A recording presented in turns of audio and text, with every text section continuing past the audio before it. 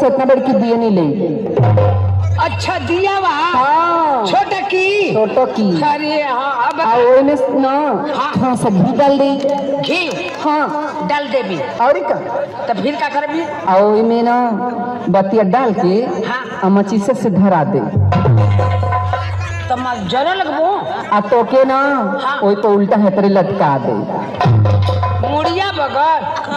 और का गोड़ा ऊपर। अच्छा ठीक है मुड़िया बगर। आ तू ना हाँ। वही पर चूर चूर चूर चूर को के जरे एकदम चरचरा के एकदम जर के करी खा दम करिया ये ले करिया हो जाएगा। अरे बाप जैसे मान ले कि रुई के माले तेल में बोर देली जरेबी तो चरचरा आला और वही तक मुखे चर चर चर चर। हाँ जब तार पसीना वाली तो अच्छा चले जो करे। अरे बाप फिर क्या करेबी? आ जब तू जर के ना हाँ। एकदम करिखा हो जे राखी नहीं हो हाँ। कोयला नहीं हो अच्छा तो क्या करम ना हाँ। कि कहते हैं कि डिबिया में बंद कर दे। डिबिया में हाँ मुखे बंद कर दे। हाँ करे जब बंद करबी तो मैं कैसे लेबू रे?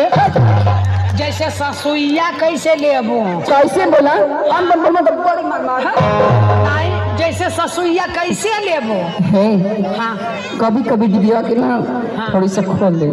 अच्छा तनी सा खोल के। हाँ तब तो मैं ले ही लेबू। क्या ले बा वह ससुई अच्छा ही बात है। हाँ लेकिन जान था राजा जब नहा धो के हाँ सोरहो श्रृंगार करब हाँ अपन पूरा मेकअप लगाई हाँ तो जहाँ कर ना का क्या कर खाली कुत्ता बोलती। हाँ का करबी तब? जब सोरहो श्रृंगार करके पैर है ना हाँ तो डिबिया के थोड़ी सा खोल दे और वही में से निकाल के ना हाँ। तो के हाँ अपने अखिया में डाल दे। अच्छा तमो के अखिया में डाली हाँ गाजर बनाई के एकदम से तम तोरे पुतरिया पे से टुकुर टुकुर तका बो। का तू तमो के इतना निक लगत है। हाँ अरे इतना निक लगत है ना कितना है अरे मका बताऊं ए इतना निक लगत है। ए राजा का रे?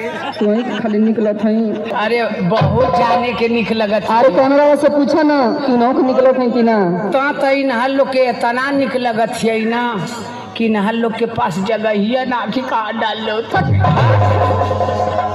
देख तमो के इतना निक लगत है कितना है कि राजा। मन करत ना हाँ कि तोके पटक के अरे तोके पटक के तोके खपस के आज दो दादा खपास के अरे तोके आई ठीक